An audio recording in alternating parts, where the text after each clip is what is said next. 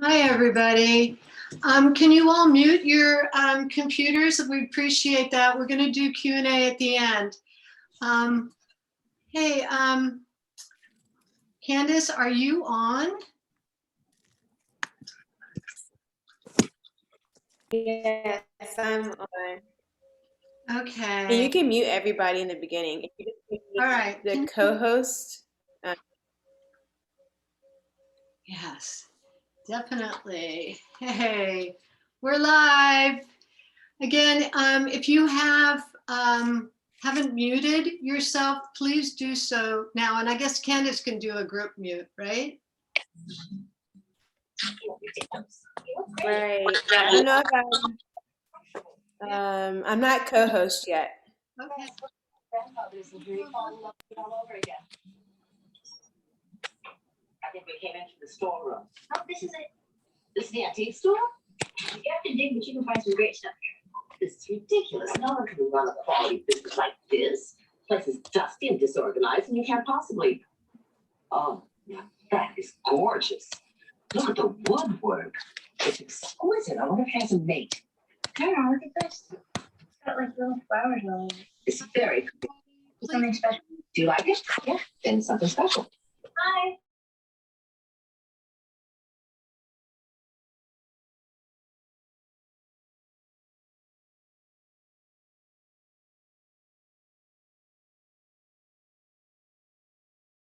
Unmuted. Hi, everyone. Welcome. Thank you for joining us today.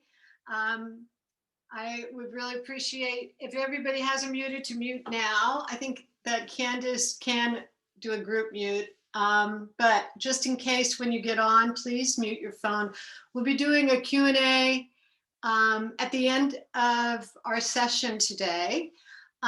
Today is our full moon altar activation ceremony. And the reason we're doing it today and not tomorrow or Sunday is that Michael and I are going to be leaving town for the next couple of weeks to help out family. And so we'll be traveling. And so I really wanted to do this activation ceremony. And this is a very auspicious full moon. It's a full moon in Libra, and we're using the Vedic calendar. Mike will talk a little bit more about that. But I just want to introduce ourselves. This is my husband, Michael, and I'm Robin. And we have been practitioners, scholars, teachers of Vedic science for, well, Michael has been doing this for over 50 years. And he was a teacher of transcendental meditation when he was 17. And he was one of Maharishi Mahesh Yogi's architects, and designed and built spiritual centers, or designed them for him all over the world. He also designed and built for Microsoft and Boeing up in the Seattle area. And we not only do this for individuals, what we do, besides the full moon altar ceremony, is align people's environments to the forces of nature so that they thrive. And we do this for people all over the world. And we've been doing this as our business for about 25 years. But before then, we were the founding teachers for the Art of Living Foundation, which is the largest NGO in the world. And so our whole work has always been about reducing the suffering in people's lives. So we originally decided to introduce this science to our satsang group, which is kind of like you guys, you know, group that comes together and gathers for spiritual knowledge. And because we saw, even with all the meditation, the yoga, the Vedic breathing that we did teach, we saw that people were still suffering in the world. And our group of people, once we brought Vastu into their lives, we noticed that their whole lives seemed to change. And so the Vedic sciences that we focus on are in a volume of knowledge within the Vedas called Atharvaveda, which addresses meditation, yoga, Jyotish astrology, Vastu Shastra, which is the science of building in harmony with nature, and martial arts. So all those sciences affect the quality of our lives, and they work together. So we're very happy to introduce you to this particular thing that we do.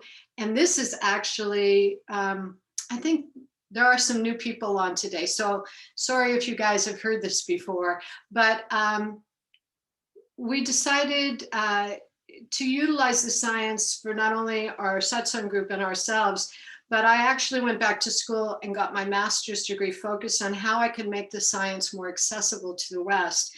And what I created were these small environments like you see here, based on the science of Vastu that were proven through my research to transform people's lives. So whether or not you have created a full moon altar for yourself, or you're joining us for the first time and you haven't created an altar, but you want to participate in the ceremony, either way, it will impact your life. I've had people let me know all kinds of incredible things just from joining us in an event like this. Their lives are touched, and yours will be too.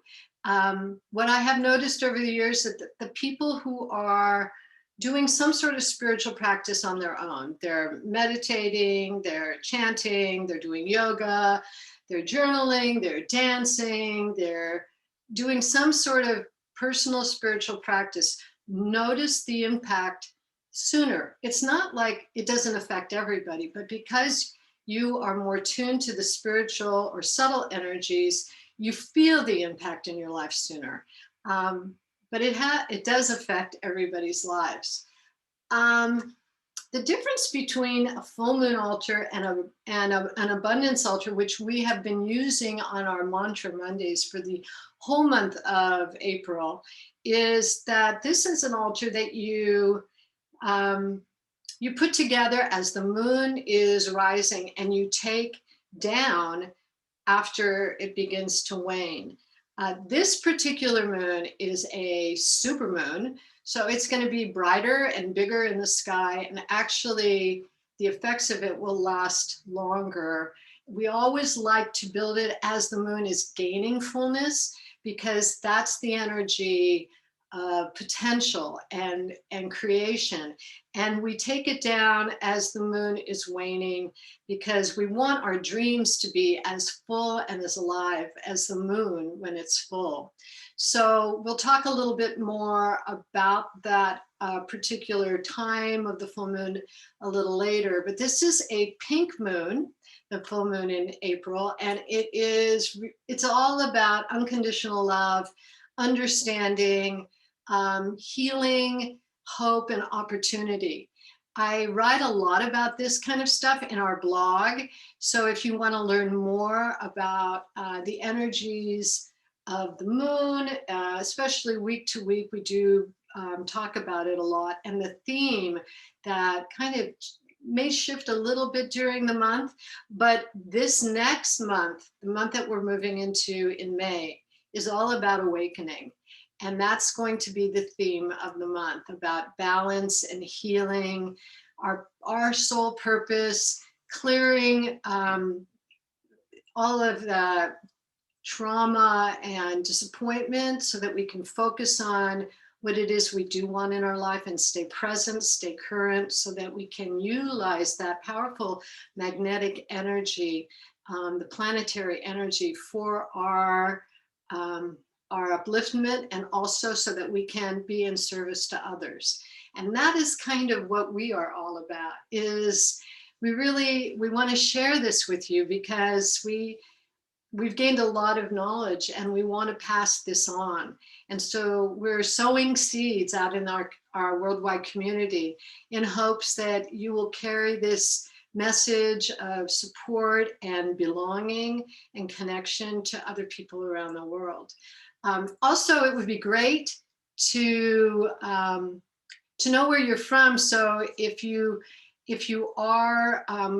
understand how to work Zoom, in the chat, If you go to panelists and attendees, I think that's the way that we can all see where you're from around the world. And so please introduce yourself to the other people in the community. And the first thing we're going to do, Mike, is going to go through the astrology of the full moon and the energies of this coming month. And the difference between Eastern astrology, the Vedic astrology that Michael practices, and Western astrology. So Western astrology is based on the tropical zodiac, the changes of the seasons. And it's based on where the planets were about 2,000 years ago. And Vedic astrology, if you were to ask an astronomer where the planets are today, that's Vedic astrology. It's based on the sidereal zodiac. So it's much more accurate. I've practiced both and just found, more accuracy with the Vedic astrology. And the Western is usually, when we talk about the full moon being in Libra, which it is, it's usually one sign backwards for the Western astrology. From the Western astrology. From the Western astrology. So this full moon in Libra has to do with balance and harmony. And you can see how, around the world, there's so much division. People are really focused on their truth and their belief system. And this full moon is shining light on the constellation associated with Libra, which has to do with unity, balance, more harmony. So it's also shining light on, it's very much air signs are very much involved right now. It's very much shining light on who we are and what we came here to do, what your life purpose is. And it has to do with, whether you're satisfied or happy with your life and what you can do to change your life. And not by just blaming others, but seeing, where your thoughts are going, whether you're focused on that division, or you're focused on what's good in your life. Being grateful for what you do have will always bring more into your life. So also, seeing what's good around the world. We listen to the news and it's just so depressing, but there's so many good things going on. And so this full moon again is about healing, and you can see everywhere where, yesterday, I think, was Earth Day. So there's a big focus on the climate change and what we can do to improve that. Not only is this full moon happening, but we're also having Saturn is in Capricorn, and it's being aspected by some other planets, which are bringing more Earth energy, more stability into the economy, into the government, into the things that we want to see changed around the world, especially the climate change. So these are the kind of the highlights. Now, Mercury is normally moving at a pace with Sun and Venus going through the different signs, but right now it's moving very fast and it's in Aries. So you can utilize these energies to really get a jump start on the new beginnings, something you want to start, and utilize that energy for the next few weeks. It's a very powerful time for that. It's bringing a breakthrough in our consciousness, and you can use this awareness, like Robin was talking about, the awareness of our own power, our own source of energy, to manifest anything in your life. So you kind of bringing back our power. Now, the overall scheme, which we've been talking about for the last few weeks, is Jupiter had moved into Aquarius. And this is bringing lots of great opportunities and optimism, rather than that constricted feeling that we had when Jupiter was in Capricorn. So again, you can utilize those energies. I think what we have coming up next month will be, we're going to move into eclipse season. So towards the end of May, we got the lunar eclipse, and then in the beginning of June, we have the solar eclipse. And these eclipse points are triggers for a huge change on the planet. So we'll be talking about more about those in the weeks to come. But I think these are some very general points about astrology. We really encourage you to get a reading, to know your chart, because you can really discover who you are, why you came here, and what you can do to improve your chart. It's not just a reading about, oh, this bad thing's going to happen or this good thing's going to happen. It's really a roadmap to your good health, to your success in life. So yeah, we really encourage you to learn about these planetary energies and in specific to your personal chart and how you can utilize certain remedies to support improvement in your health, your finances, your career, and your relationships. And so basically what we're doing in astrology is we're locating where planetary energy is getting stuck. And in Vastu, we encourage you to get a Vastu reading on your residence or your office, because then we learn about where the energies are getting stuck in your environment. And these energies can be holding you back from success in all those different areas of your life. So basically, if you can know your chart and fix your chart with the remedies, practical remedies that we give, and fix your environment, your residence, so you move that stuck energy to support success in your life, basically. It's like everything we do actually works together. I mean, this is a piece of it.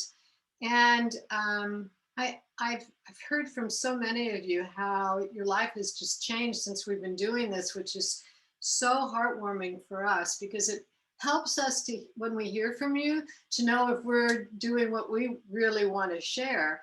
I know this is really what we need to do and I think we all need to do it, is find what we love and turn it into a service for others. We also train and certify people in astrology and Vastu, so that if this is like something that calls to you, we have an institute, the American Institute of Vastu, that we've been, teachers, like, I don't know how long, a long time. So that's also available to you. Everything works together. And I think that that's how this was supposed to be. The gratitude component is really important. A lot of people go, well, it's not working fast enough. It's not working when I needed to or how I needed to. I have to tell you, it works, and it works for your highest good. So in your mind, you may think that you need X, Y, Z, but your higher self knows exactly what you need.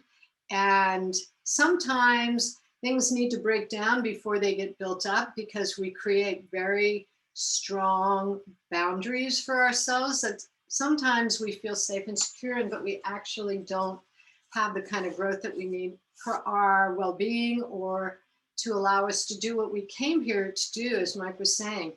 What's great about the astrology, and this is me talking personally, is that I can't tell you how many Western astrology readings I've had in my life, and every time I end up being really depressed, it's like, oh, did I need to hear that?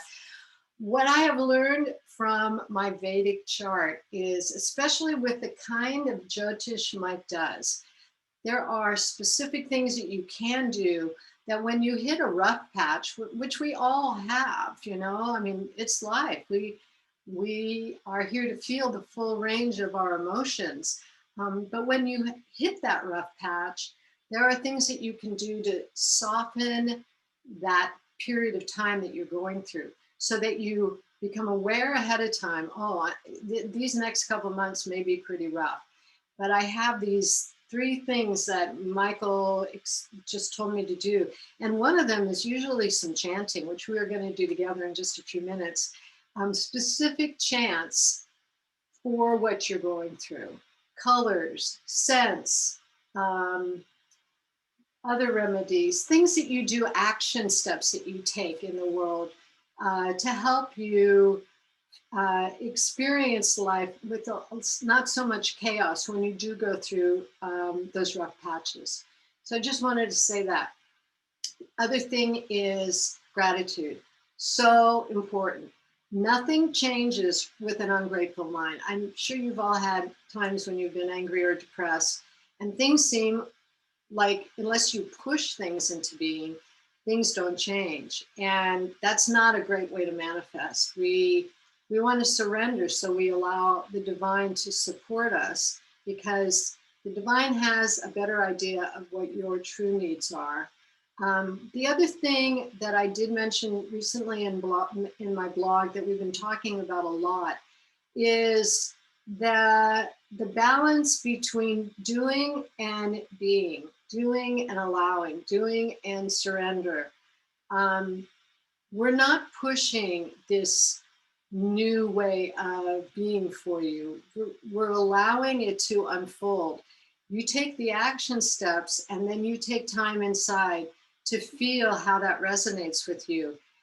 It's this deeper connection to the divine feminine in your life that's going to give you the kind of shifts that you are really desiring in your life. It's not from banging it out like we used to do before COVID. That energy was so hard on a lot of women, so difficult. I can remember years ago just looking at myself in the bathroom mirror before getting ready for bed.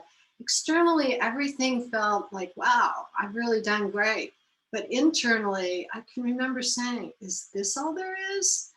It's that kind of emptiness in your soul where you don't feel fulfilled, because your purpose, which is maybe deeper than all the physicalness of the accoutrements of success, are showing for you.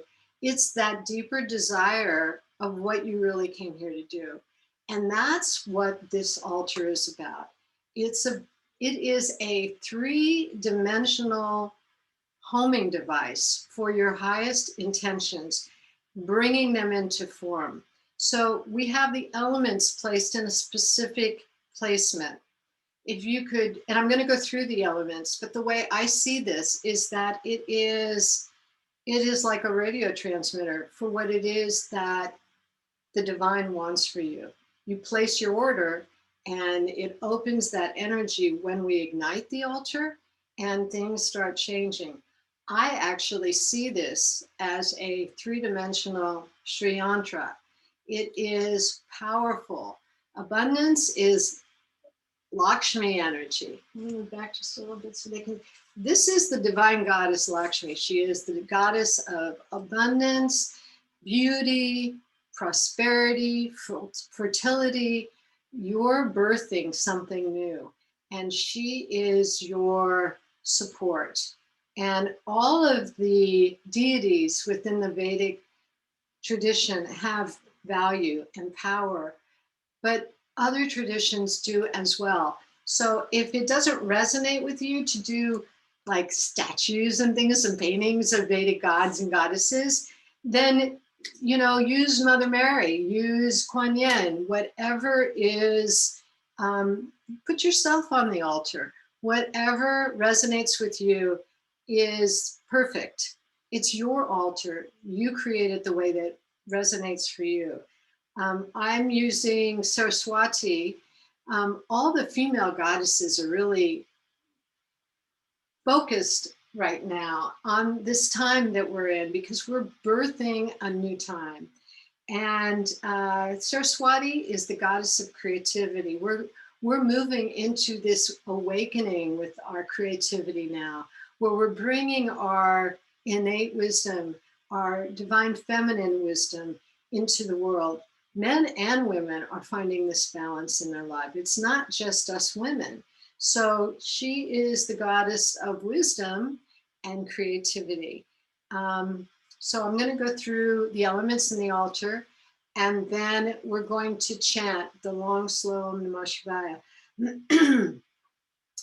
This chant, that specific chant, long, slow Om Namah Shivaya, is, and all the mantras, which is kind of cool, they're all pranayama, which is breathing exercises. They take sound and breath and create. Sanskrit, which is the language that we use, is the only language, well, it's one of the root languages.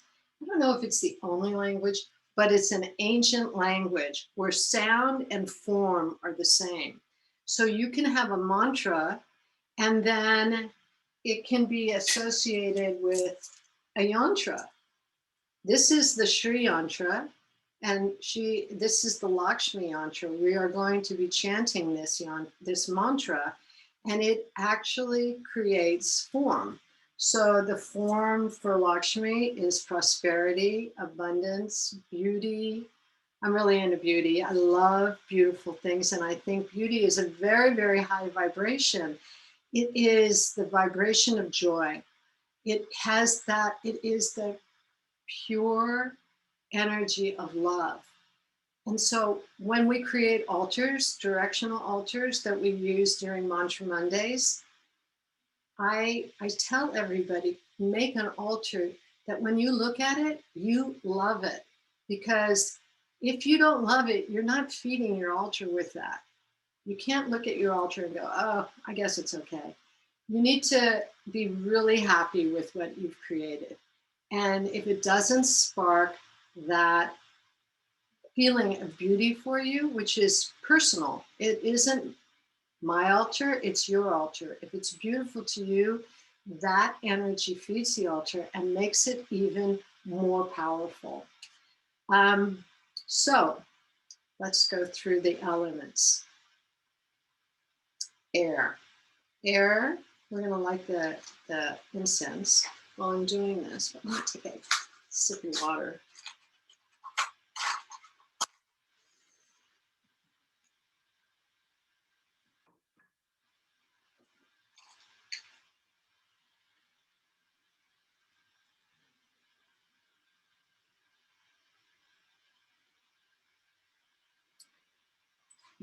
This is how things create. This is the cycle of creation. This is like the golden mean. It is like an essential building tool for creating in the physical form. If you look at cathedrals around the world, they have usually a long area where everybody sits for church, and then they have these areas at the other ends, and each area is a design element that is specifically equal to the golden mean. So this is ancient knowledge this is beyond religion. This is powerful architectural knowledge brought into something that's beautiful. So it's a birthing process that we're doing. We're creating something out of nothing. So we're utilizing energetic homing device, and bringing it into physical form. Air is where things start. It begins with a subtle thought from the universe. And then it moves into the water element. Air elements in the northwest, water elements in the northeast. It's the gestation of the desire, of the dream that you are holding in your heart. And then it moves into the fire element. Fire element is in the southeast. It's the heat of the day. It's the illumination, the power, the passion, the spark that's needed to bring something into physical form. Earth element is in the southwest. It's the energy of grounding what it is you want. In the center is the space element. Everything comes from and returns to space. Behind is the personal symbol. Again, this is Saraswati, the goddess of creativity and wisdom. In the offering tray, I have a few of my little things. We have a Sri Yantra, which we have on our website. We have a Om, which is something we also carry on our website, and I put them in my altars, but you can also, in the offering tray, but you can also have it on your front door. Are we using this string at the altar? Oh no, I guess we're doing a new but this is a keystone, very, very powerful, energetic tool made out of the highest quartz crystal count marble. And on it is a design, a symbol, a Vedic symbol that it corrects any imbalance, right? Not, and it's, yeah, what else? most imbalances. What else does it do? It ignites the altar. Well as correct some and can physical be carried imbalances. in your pocket for protection as well. And I think you also use it for correcting imbalances in somebody's home or There are a lot. office properties. And this is a Malabi necklace. We also carry this. It's made out of sandalwood, and I use that for what's called japa, which is when you're chanting a mantra 108 times, so it keeps your head away from trying to figure out where you are in the number, and you just know that you're moving through. These beads are 108 beads, and so when you reach the last bead, you know that you're done with that round. And I also have my affirmation. And for you, those of you who didn't create an altar, this is for our whole global community. I choose love within and around me. I am surrounded by love and harmony. I don't think we can create without that feeling that we're okay. And that, I think for me, that brings a lot of gratefulness. And so inside I put my 3 words that are kind of like the distilled feeling tone that I want to hold within me this full moon cycle: love, harmony, and trust. Trust is a big one. We have to trust that the universe will support us. And by trusting and surrendering, the altar has an opportunity to really support us. So first we're going to do our mantras, and then we're going to do some alternate nostril breathing, which is a pranayam, and Mike will lead you on that. And then we'll activate the altar, and then Michael will do a blessing. We have a few announcements, and then we'll open it up to Q&A. So it's not going to take too much longer. All right. I'm going to chant this mantra 3 times through. Chanting unites us as one. Sanskrit, that energy is a blessing to the planet. So not only will you feel altered inside, but that energy moves out into the universe, into your community, into the world. And so we chant, all cultures sing and chant together, not so much in the West, except in church. So we want to bring this to everyone.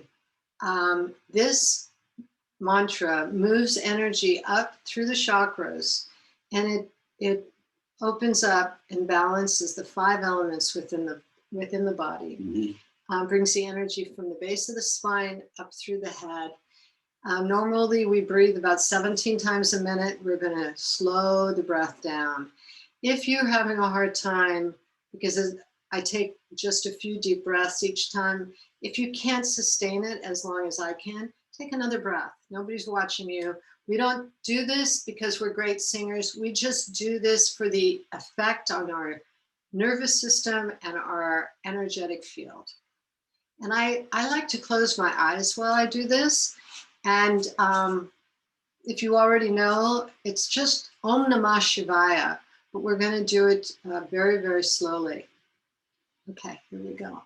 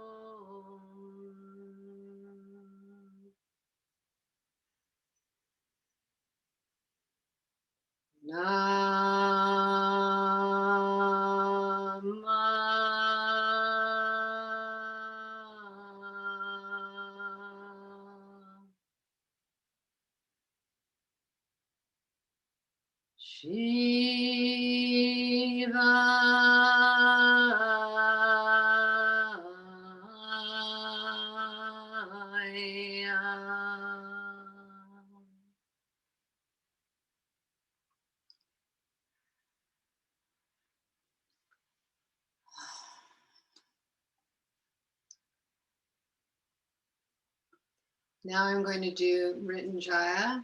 Mrityunjaya is a Shiva mantra. It's for healing. I'm going to do it one time through. Those of you who've been joining us for quite a while now know that this is a little bit of a tongue twister. So if you'd like to join in and give it a try, please do so. It's in the mantra guide that Candace put together for us. So you might want to follow along with the phonetic spelling so that you can try it out. We're going to just do this one time through.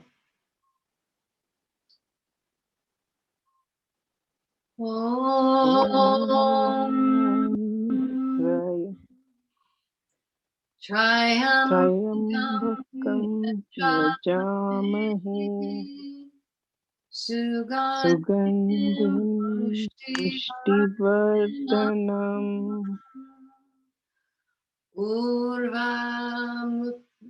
Mukavi.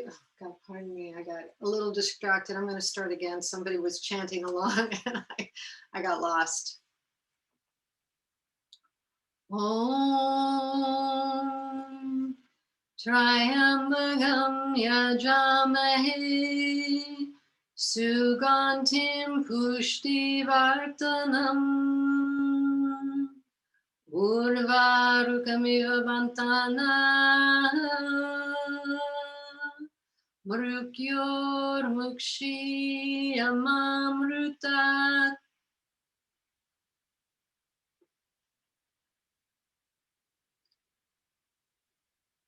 I'm going to go ahead and chant the Gayatri mantra.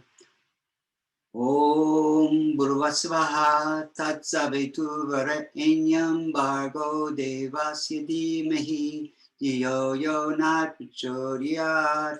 Om Apo Jyotirasam Ritam Brahma Bhuvasvaram. And then the Durga mantra. Om Dam Durgaye Namaha. Om Dam Durgaye Namaha. Om Dam Durgaye Namaha.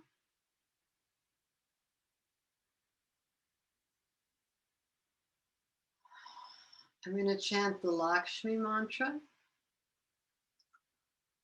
Om Shrim Klim Lakshmi Narayana Bhyam Namaha.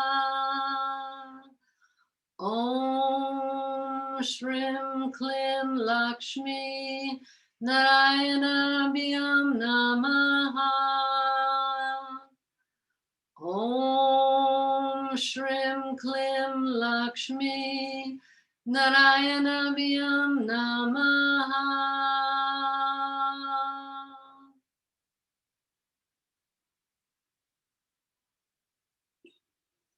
Now I'm going to chant the Saraswati mantra, and then Mike will lead us into the alternate nostril breathing, and then we'll activate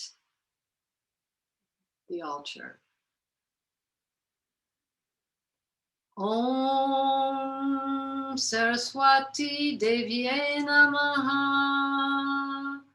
Om Saraswati Devye Namaha. Om Saraswati Devye Namaha.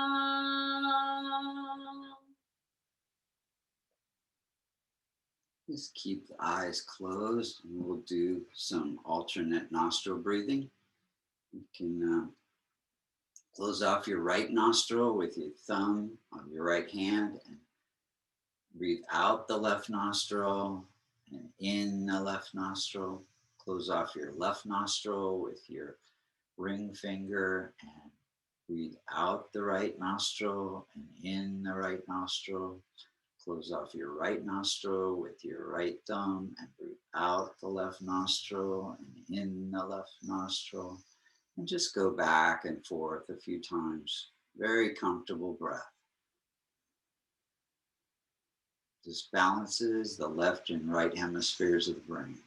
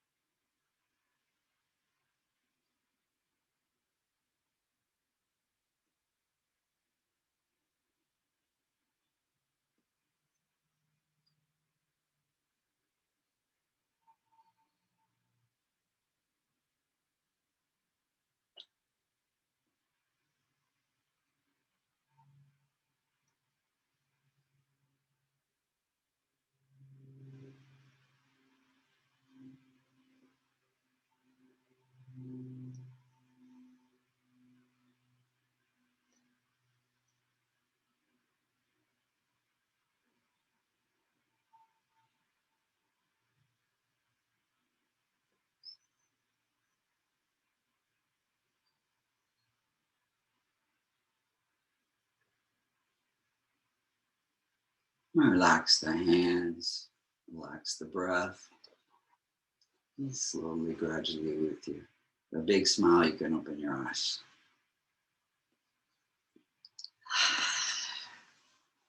Wow, that was really good. So we're gonna activate the altar now. I'm going to use a technique called the energy ball technique, but Michael is also going to do the Ganesh mantra with the, and I'm going to use the Shri Yantra. And then we're going to do the Gomuki Mudra to double activate this full moon altar to really get it moving.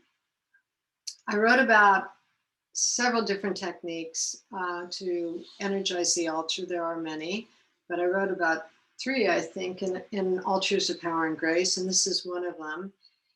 With your left hand, you cup your left hand near your heart. And what you're going to do with the right hand is you're going to reach up. I don't know if you're going to be able to see my hand reach all the way up, but you're going to reach up as high as you can.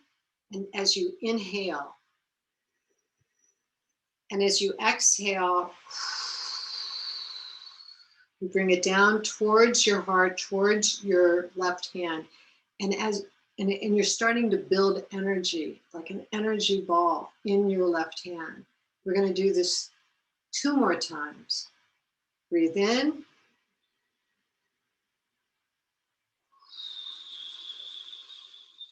Breathe out. Breathe in.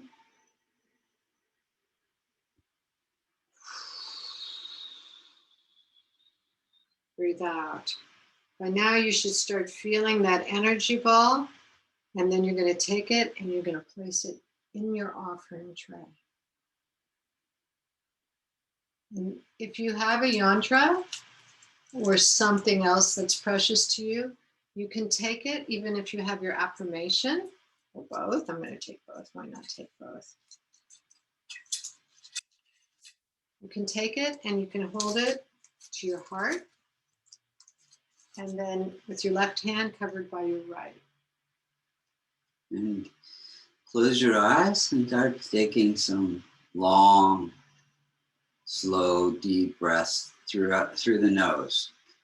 And as you breathe in, begin to feel what it would feel like in your body to already have whatever you wrote on the piece of paper. Feel that sense of joy, fulfillment, and gratitude in every particle of your being. And bring a big, big smile to your face.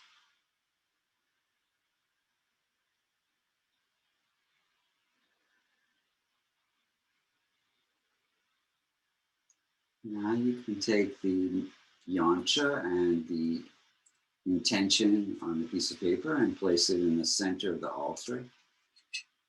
And if you don't have these things and you're just you can visualize and do the same thing. This is your altar, whether you have a physical one or not.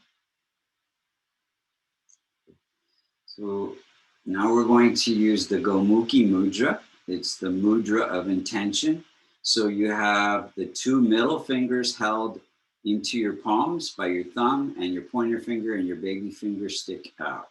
And so we're going to do two mantras. One is the Lakshmi Mantra, and then we're going to do the Ganapatiye, the Ganesh Mantra.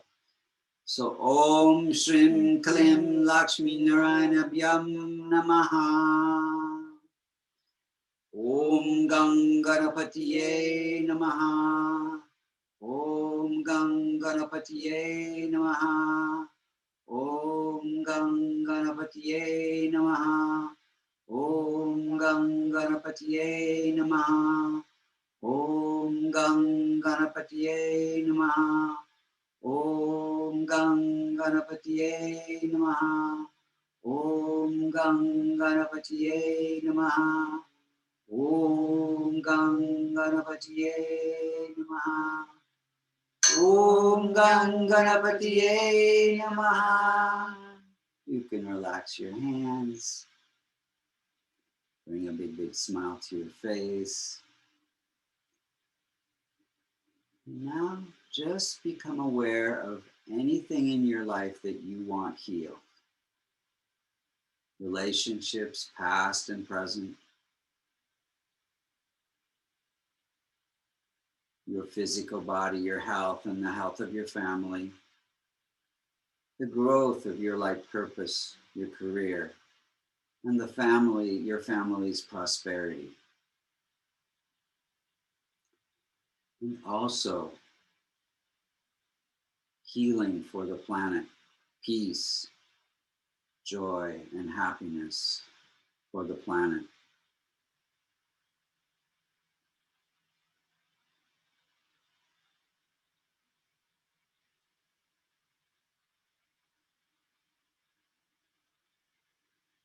One more time, take a deep breath in and hold it.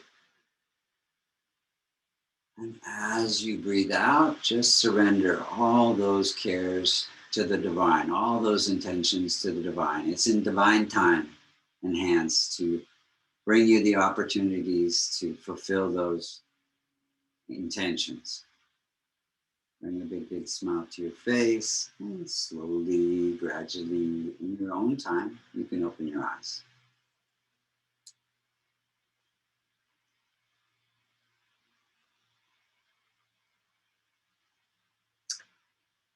Well, thank you for joining us in this activation ceremony. I have a few announcements, and then we'll go into Q&A. Again, the full moon is on Monday. It is on the 26th. It's opposite the sun. It's the pink moon, so it's heart-centered moon. It's fullest at 8:33 p.m. Pacific time on Monday evening. It's the first supermoon. I think there may be 3 in a row coming up altogether. So just note that it's going to be full from Sunday to Wednesday, they actually say. So it's going to be very bright and very big in the sky. So just to let you know that. We will be back. Our first Mantra Mondays will be back May 10th. We're going to do the rest of the month is going to be on awakening, our balance, our healing, our purpose, and clearing that which does not serve us any longer. And we do have some special offers this month. The first one is the 5G plug. I wrote a blog on the effects of electromagnetic energy, especially if you're highly sensitive. And I would expect anybody in the healing industry, healing arts, is sensitive to energy. This thing fits into the wall of your house and it alleviates the effects of electromagnetic frequency coming into your physical environment up to 2,500 square feet. You can also take it, because it's a USB, you can plug it into your car. Your car is a computer. Everything in it is electronic. When you take your car into service, they plug it in and to check out what's going on with all the computer systems inside. People who are sensitive are really affected by this energy. If you commute to work, I think some people are starting to. If you travel, take a road trip, this is something that will help so you won't feel so tired and dragged out at the end of it, and it will help your immune system keep it strong. We've got a special on that for 25% off, and if you buy 2 or more, each one after the first one is 33% off. We also have a special on this little guy. It is also filled with the same paramagnetic material as the plug, and it's to wear. It's an EMF locket. So it's great for you when you're out and about during the day to help keep your energy lifted up and protect you. All these 5G things, especially here in the US, the towers are very close together. So we're being bombarded by radiation, whether we're in our homes or outside, just to let you know. These are to really help protect our energetic fields. And also, as I was talking about your astrology, we can also, there's an option where you can place the Devata yantras for the planets in your chart that need strengthening, that will support your health, harmony in relationships, improvement in finances and career. So not only can we place the paramagnetic material to protect you from the 5G, but it can also be an astrological remedy for your specific chart as well. Okay, so that's really cool. What else we have? We have another yantra, Ganesh Yantra, which is a remover of obstacles. And what else does it do? Prosperity and removal of obstacles, it's called. And what else do we have? I think that's it. That's it. That's it for this through April. That's it for that. So now we can open it up for questions, Candace. You can either write it if you don't feel like talking, but we want to keep them short enough so that enough people will probably go until about 12:15 if you have a lot of questions, and hope you do. All right, so you can raise your hands in the chat, or you can write the question in the chat and raise your hands with little emotions or reactions, little person on the bottom.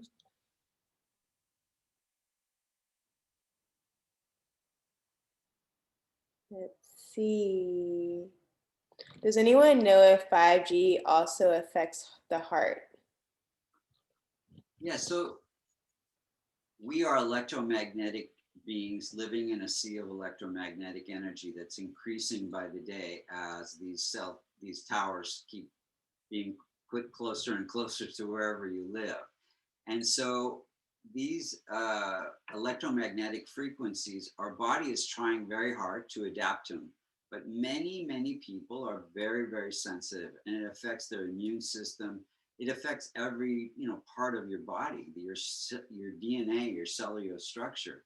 In fact, in the research that I have done, where we would take a blood sample and then stand in front of anything that puts out EMFs, like your computer or a smart meter in your house, and take another blood sample, you can see how it changes the DNA in your blood, affecting your immune system, affecting your sleep, affecting your heart and every part of your body as well.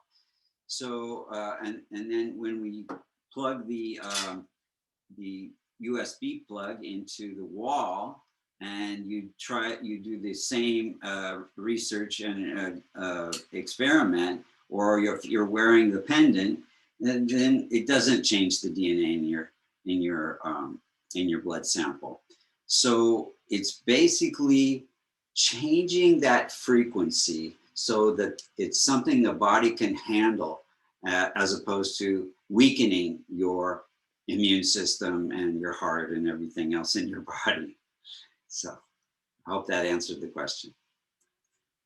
Nice. And that was from Mary Lynn. And we have another question, a question we get all the time. How long should we leave this altar up? You can leave it up until the moon starts waning. We want it to, your dreams to be as full as the moon. So we build it as the moon is building and we take it down as it's waning. This is not a directional altar, because directional altar you keep up all the time and it's against a wall. Like an abundance altar would be on the north wall. This is the full moon altar for abundance in all things. We can have it, you could put it on a coffee table. You could put it on an altar. I mean, I have an altar in my bedroom. You put it outside. You could put it outside. People in the spring and the summer and fall, they create a outside ceremony and invite community. Hopefully once COVID is over, or if you feel safe in your communities, you could do this. Wherever you put it, make sure that the water element is in the northeast, the fire element is in the southeast, something that represents earth is in the southwest, and something that represents air is in the northwest. And that you have a personal symbol behind the offering tray. Usually behind, I always put it behind the, well, not always. I guess it depends on which direction Where you it have is it and facing. what the direction is. Right. So the personal symbol can go wherever is going to be the back of the altar for you. I think I answered that question. So somebody, I think I saw in the chat, somebody said, is this different than an abundance altar? It's a little different because it's really carrying the energy of this specific full moon. And I've had people put them on windowsills if they have a nice size windowsill. Symbolically, it's wherever you feel the moon can hit it. It doesn't have to be exact. I wouldn't put it in a closet. Or the bathroom. Or the bathroom. Any other? Awesome. And that answered Angie's question. I hope you were listening, Angie. She asked, should the altar be on the north wall for this pink moon? So you answered that question. And then we have another question from Lisa. How often do you have a Vedic reading? So usually people do them once a year is good, or whenever they're at a crossroads or some crisis comes that's up for healing in their life, just to see where the planets are, how long that period is going to last, and the reading will give you a direction. How the planets are affecting you, how long it's going to last, and what direction that those planets are prompting you to move in. So we know whenever there's a big question that comes up, once a year gives you kind of the roadmap for that whole year. Some people, we also have an option for a 3-year reading as well. Some people opt for a life reading. But yeah, once a year, I think typically is the best thing. Nice, thank you. Let's see. We have a nice comment that I wanted to read. It says, thank you so much, Robin and Michael. Today was so beautiful, and we are so blessed to be sharing these Mondays with you. Safe travels, and we look forward to seeing you again in 2 weeks. It's our blessing. And that was from Pamela.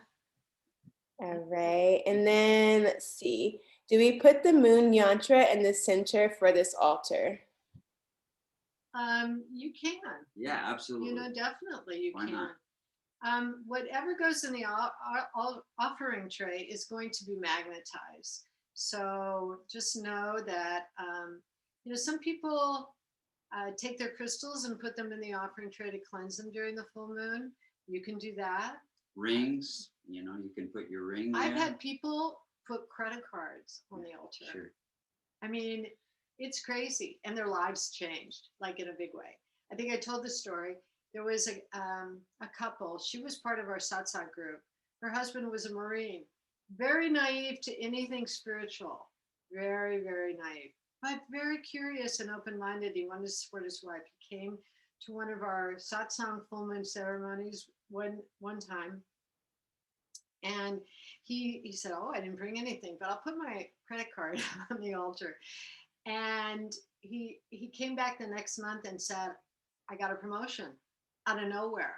I've been passed over for promotions for the last 7 years I've worked at this company. They don't even see me." And so his life began to change. He came back and did it again. And then, I mean, other things began to happen. I mean, it's like his life took off, and he really felt it had a lot to do with the full moon altar ceremony. So. And she just wanted to follow up on that. She asked, where do you put the moon yantra or the yantra when you take down the altar usually? You can just place it on, wherever your daily or, daily altar is. So you can always, the yantras, and when in doubt, you can always put them in your offering tray for wherever your altar is. Keeps them energized. Yeah. Nice. And then when you're holding the paper of intentions, is it the left hand over the right? Yes, that's I think pretty much the way people do it, right? That's how it. Actually hold it with your right hand, and then you place your left hand on top. Oh, because I do it just the opposite. Maybe it's different for men and women. Mm. Because I do it just the opposite. So you do it the way it feels good for you. How's that? All right, and we don't have any more questions. Let's see, anybody have any other questions? Do you want to raise your hand, add anything in the chat? It's a quieter bunch this time. Yeah. Excuse me, I did have a question. I'm so sorry, I've been driving. The question I have, I think I put it in the chat and you may have answered. You said there's a book, is a traditional Sanskrit book or something that talks about the sciences of Vastu and martial art and something else, Anyway, you said there's a traditional book or something. So we have the Way of Vastu. No, I know your books. Uh-huh. I have your books. I mean, I'm talking about that this was discussed in, Sanskrit or something like that, right? Oh, okay. That's So all of this knowledge from the altars and from the 5 elements and from the Vastu and from the astrology comes from one part of the Vedas called Atharvaveda. Oh. And the Vedas. Okay. That part of the Vedas deals with how to improve the quality of your life. So Ayurveda, Vastu, Yoga, meditation. Dhanurveda, which is the science of self-defense. All of those things come from that part of the Vedas. Sure. Thank you. Welcome. Nice to see you. Nice to see you. Jai Gurudev. All right, anyone else have a question? Let's see, am I missing anything? Someone asked, can you activate the altar more than once? I always say, if the altar does, and especially this is for more like directional altars because they stay up. If the altar doesn't feel like it's working well for you, like you're not feeling like, okay, I've given it a couple weeks and I'm not seeing any activity, you can take everything off of it, clean the surface off, put everything back on and reignite the altar. But it's kind of this way. And I think it's this way for everything in life. We all want something now. It's kind of our mindset. We want to see results immediately. That's why we go to the medical doctors. We want that pill to make it better. But I think that one of the things is what's most essential is that we trust that things come in right timing. Farmer doesn't plant a seed and once they see something sprouting, they don't start pulling on it for it to grow. So we we need to learn patience and spend time in front of your altar. That's what feeds the altar. When you spend time in front of your altar doing your meditation or your yoga or your journaling or your chanting, it feeds the altar just as much as if when you're passing the altar and you look at it and you go, oh my God, I love this altar. It's so beautiful. Those things feed the altar. I think the main thing is the full moon altar is just for the full moon day, but not for the day, for the time the full moon is full. From that time is full. But definitely every morning, we really encourage you to ignite your personal, your other altar, wherever it happens to be in that house, to set that intention for the day and give it to God. So that's such a powerful way to start the day before you get on your Zoom calls, before you get the kids out to school, and all the other things that you're going to get involved in during the day. So set that intention. Give it to God, doing the little process. Feel it in your body, like, how does it feel? Like, how would it feel if it actually was a reality? And chant the mantra 9 times and close your eyes and give it to God. So yeah, daily on those, but for the full moon, you can just activate it on that full moon day and leave it up. Or before, when you actually build the altar, you want to activate it. Sure. You want it to activate it as the moon is building. And so that's, for me, that's the energy that you want. You want that full, fertile building energy, because on the other side, it's like that's the birthing process. And so you need that moon, vibrant moon energy to enliven your dreams. So I hope we didn't confuse you too much. I think we both kind of have different ways of doing things, which happens in a marriage. Nice. Okay. And then someone wants you to spell that book. It was the Vedas, but I think you said a name before the Vedas. It was like more of a complicated word. They wanted you to spell that. A-T-H-A-R-V-A, Atharva, Veda. It was A-T-H-A-R-E-A, right? Yes. Okay, I'm putting it in the chat. Okay. Awesome. And then someone wants to know, does keeping 2 altars in one home help increase the energy? I think it depends. I always tell people, we, in the way of, not the way of Vastu, but in Altars of Power and Grace, we talk about 8 different directional altars, and then also the full moon altar. I suggest just build 2 at a time. See if it's working for you. When you get what you need, you take it down. You can build another 1 or 2. The thing about having all 8 altars up at the same time is that the energy gets very crazy and you don't know which altar is working or not. So we suggest 2 altars. Maybe you're looking for a relationship and maybe you have health issues. Whatever the priority is at the time, that's the altar to build. Any other questions? Any other questions? Let's see. I'm not seeing any. Does anyone have any last questions? Everybody's just saying thank you. Thank you, guys. Really appreciate you taking the time to do this with us each month. And we hope to see you starting on the 10th. And please take the opportunity to check out the special offers we have. They're on our blog, they're on our newsletter. And we hope that this coming month brings you your heart's desires. Namaste. Om Namah Shivaya.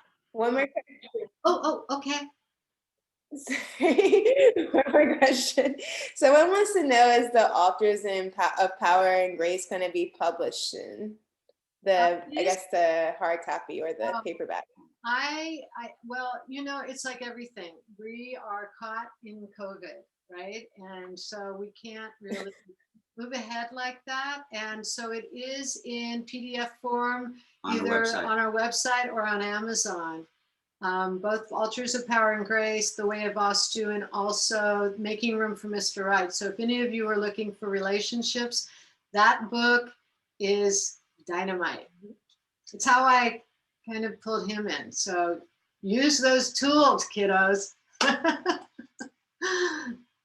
right. Take care. One more. Bye. Bye, everyone.